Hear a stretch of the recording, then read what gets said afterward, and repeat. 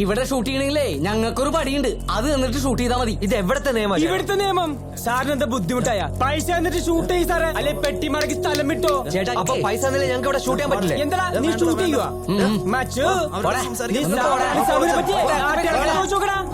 സാബുണ്ട് അറിയണ്ടേ? ഒരു കൊതുപോലും ആരും കുത്തൂല കൊച്ചിയില്.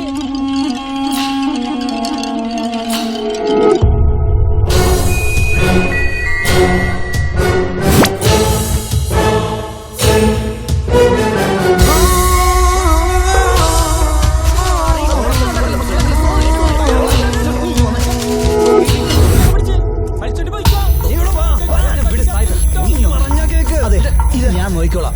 പൈസ കൊടുക്കാൻ പോവുകയില്ല. വെറുതെ സീൻ ഉണ്ടാക്കണ്ട. ഒന്ന് മാറിയിരിക്കും സാഹിബേ, ഇത് ഞാൻ ഹാൻഡിൽ ചെയ്തോളാം.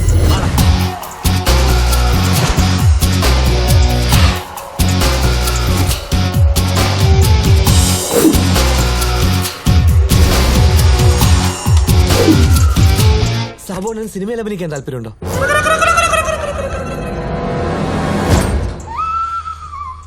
തള്ളല്ലേ ഇതവിടെ വെക്കാൻ. ഓ സാബുണ്ണ അങ്ങനെയല്ല പറഞ്ഞു തന്നില്ലായിരുന്നോ? ഒറ്റ പ്രാവശ്യം കൂടി ഒറ്റ നടന്ന് വന്ന് വെക്കുക, എന്നിട്ട് പോവുക. ഇതിങ്ങനെ കൊണ്ട് വെച്ചിട്ട് ക്യാമറയിൽ നോക്കാണ്ടേ ജസ്റ്റ് ഇങ്ങനെ പോയാ പോരെ? മതി മതി, അങ്ങനെ ഒന്ന് പോടാടുന്ന് വെറുതെ. ഒരാളും കൂടെ പ്ലീസ്. ആ കമാൺ വൺസ് മോർ.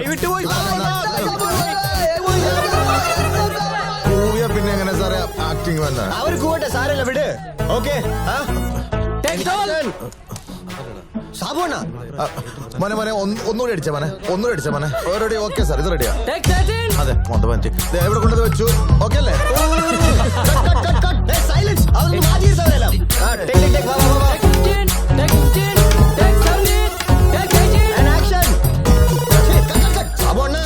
ഒന്ന് മാറിയടാ, ഒന്നും ഒന്ന് മാറാപ്പാ. മച്ചു സാബുണ്ണ സിനിമ കൊച്ചിന് നമ്മുടെ ഷൂട്ടിങ് യാതൊരു തടസ്സവും വരരുത്. 5-6 വരെ സ്ഥിരം വിട്ടേക്ക്. നമ്മുടെ ഇങ്ങനെ എന്തെല്ലാം രസകരമായ സംഭവങ്ങൾ. 38 ദിവസം പോയത് അറിഞ്ഞതേയില്ല. ഒരു പാട്ടും ക്ലൈമാക്സും മാത്രം ബാക്കി. നിന്നെ ഞാൻ എന്റെ എല്ലാ സിനിമയുടെ അസോസിയേറ്റ് ആക്കുന്നതിന്റെ കുട്ടൻസ് എന്താ? നിനക്ക് നന്നായിട്ട് ചാർട്ട് ചെയ്യാൻ അറിയാം. പക്ഷെ ഈയിടെ ആയിട്ട് ചാർട്ടിങ്ങിൽ നീ ഇത്തിരി ഉഴപ്പാ. നോക്കിയേ, ഈ സെറ്റിൽ തന്നെ പേരിന് പോലും ഒരു പെൺകുട്ടിലുണ്ടോടെ? ഓരടിച്ചിട്ട് വയ്യ മനുഷ്യൻ. ഫൈറ്റ് സീൻ ആയതുകൊണ്ട് പെൺകുട്ടികളൊക്കെ ഫൈറ്റ് സീനായാലെന്താ പെൺകുട്ടികൾ പാടില്ലേ? ഇപ്പൊ ഈ ഫൈറ്റ് സീനിൽ തന്നെ പാവപ്പെട്ട ഒരു പെൺകുട്ടിയെ റേപ്പ് ചെയ്യാൻ ശ്രമിക്കുന്ന വില്ലനെയാണ് ഹീറോ ഇടിച്ചിരുന്നെങ്കിൽ ഈ സീൻ എവിടെ ചെന്ന് നിൽക്കുന്നറിയാമോ? എന്റെ ഹീറോയിസ് എവിടെ ചെന്ന് നിൽക്കുന്നറിയാമോ? ബൈജു, ആ കാര്യത്തിലൊക്കെ നീ ഇത്തിരി ശ്രദ്ധിക്കണം. പിന്നെ നമ്മുടെ നായികയുടെ കൂട്ടുകാരുടെ റോളിൽ ശാരി വേണ്ട, അവള് ഇത്തിരി ജാട. നമുക്ക് നമ്മുടെ ആ ബന്ധുവില്ലേ, അവളെ കാസ്റ്റ് ചെയ്യാം. ഒരു ഉപകാരമാട്ടെ, പാവം. നല്ല ക്ഷീണം. ബിന്ദുവിൽ നിന്നും ബിന്ദുവിലേക്കൊരു ബിന്ദുലമാടുന്നു.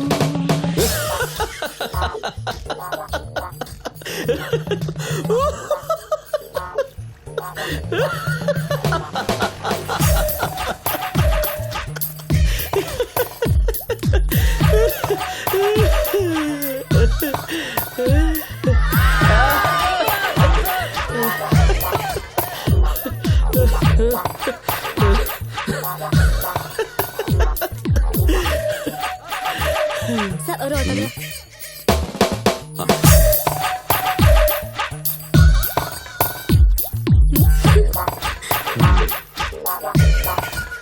ഇയാൾക്ക് സിനിമയിൽ അഭിനയിക്കാൻ താല്പര്യമുണ്ടോ? സതീശ, ഈ കുട്ടിയുടെ നമ്പർ ഒന്ന് വാങ്ങിച്ചു. Okay sir. ഒന്ന് ട്രെയിൻ ചെയ്തെടുക്കാനുണ്ട്, നമുക്ക് ശരിയാക്കാം. ഇയാള് പോകുന്നതിന് മുമ്പ് ഈ ചേട്ടൻ നമ്പർ ഒന്ന് കൊടുത്തേക്ക്. Okay sir, thank you. എന്തായാലും നിങ്ങളുടെ പഴയ പടത്തിന്റെ പേര്? Cinema company. അതുപോലത്തെ ഗ്രൂപ്പുകളെയൊന്നും ഇല്ല ഇപ്പോ. അടുത്ത സൂപ്പർ സ്റ്റാറിനൊക്കെ മാധ്യമങ്ങൾ വിശേഷിപ്പിക്കുന്നേ. അല്ല, എനിക്ക് ഈ പബ്ലിസിറ്റിയിലൊന്നും ഒരു താല്പര്യമില്ലെന്നേ. എന്ത് ചെയ്യാനാ, നമ്മുടെ പത്രക്കാരല്ലേ. അപ്പൊ ഇങ്ങനൊരു ഇമേജ് നിൽക്കുമ്പോ നിങ്ങളുടെ പടത്തിൽ ഞാൻ അഭിനയിച്ച അത് ശരിയാവില്ല. ഒന്നാമതേ മുടങ്ങിപ്പോയൊരു പടം. ഒരു ഫൈറ്റ് ഇല്ല, ഡാൻസ് ഇല്ല, തീപ്പൊരു ഡയലോഗ് ഇല്ല, വിരട്ടിയെടുക്കുന്ന സീനില്ല. കഴിഞ്ഞു. നിങ്ങൾ പോയിട്ടൊരു 2015 പകുതിയോടുകൂടി വാ, ഒരു ആക്ഷൻ ത്രില്ലർ സ്ക്രിപ്റ്റുമായിട്ട്. നമുക്ക് അപ്പൊ നോക്കാം. അല്ല സാർ, പക്ഷേ സതീശ, ഇവർക്ക് ചായ എടുക്കാൻ പറ. Okay sir. അപ്പൊ നിങ്ങൾ ചെല്ല. ഞാൻ ഒറ്റയ്ക്കല്ല, നമ്മൾ രണ്ടുപേരും ഒരുമിച്ച് എൻ്റെ ഒപ്പം. ഒരു വരച്ച് ഒരു വരി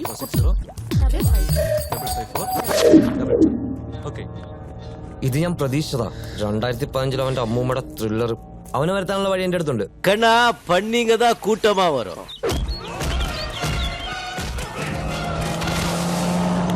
சிங்கம் சிங்கலா தான் வரும்.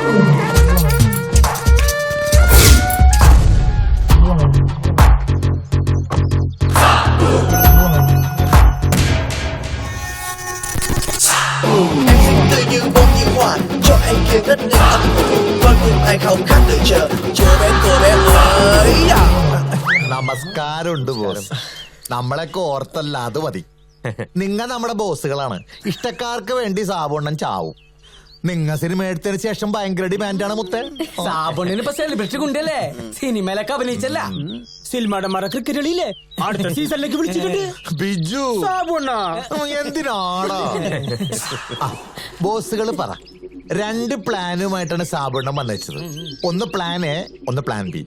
ആദ്യം പ്ലാൻ ബി ഭീഷണി.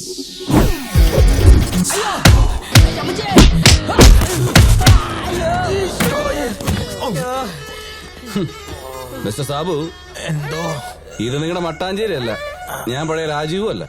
സൂപ്പർ സ്റ്റാറിനോടാ കളി. ആ പടത്തിൽ ഞാൻ അഭിനയിക്കില്ലെന്ന് പറഞ്ഞാൽ അഭിനയിക്കില്ല.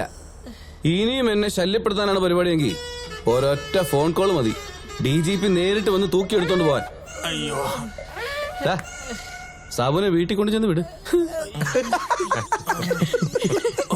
സാമ്രാണി സാബു ഇടിയൊരു ഇത്തിരി മാറിയിരുന്നെങ്കിൽ ശരിക്കും സാമ്രാണി കത്തിച്ച് വെക്കണ്ടോ? ശവത്തെ കുത്തണ്ട. പ്ലാൻ ബി പൊളിഞ്ഞു. സാരമില്ല, അത് വെറും സാമ്പിള്. ഇനിയാണ് ഐറ്റം പ്ലാൻ എ.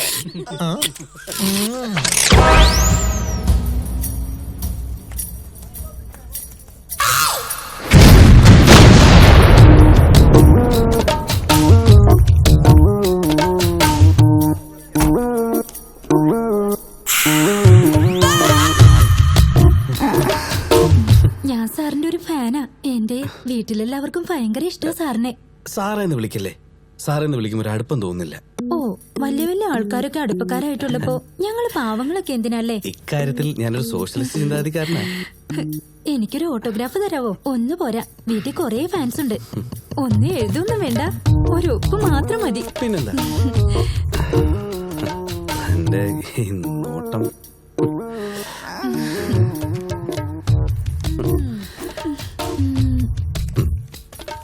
ഇത് വീട്ടിലെല്ലാവർക്കും. ഇനി എനിക്കൊരെണ്ണം വേണം, പക്ഷേ പേപ്പറിലല്ല. പിന്നെ ദാ ഇവിടെ.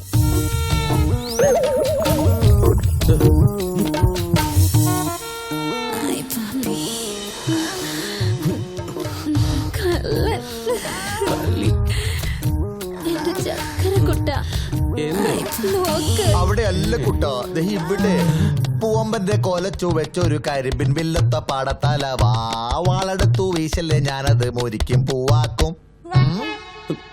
മോനെ, സാഹചര്യമല്ല മോനെ നമ്മളെ കൊണ്ട് ഓരോ കാര്യങ്ങൾ ഇങ്ങനെ ചെയ്യിക്കുന്നത് അല്ലേ മോനെ? മോളെ, ആ ബാഗ് ഓർന്ന് ആ ക്യാമറ ഒന്ന് കാണിച്ചു കൊടുത്ത മോളെ, നമ്മുടെ സൂപ്പർ സ്റ്റാറിന് ഒന്ന് ഞെട്ടട്ടെ. ജപ്പാന്റെ ക്യാമറയാണ്.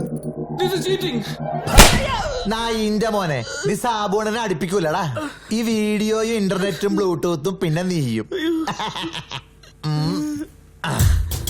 മൊബൈലായ മൊബൈല് മുഴുവൻ നിന്റെ ഈ ഡിങ്കോളിഫിക്കേഷൻസ് പാറിപ്പറക്കും. നിന്നെ ഞാൻ ലോകത്തിലെ ആദ്യത്തെ ബ്ലൂടൂത്ത് സൂപ്പർ സ്റ്റാർ ആക്കും. നിന്റെ ഫാൻസുകാർ നിന്നെ കല്ലറിയും, പിന്നെ നിനക്ക് ഏപ്പടത്തിൽ മാത്രം അഭിനയിക്കാൻ പറ്റുള്ളൂ.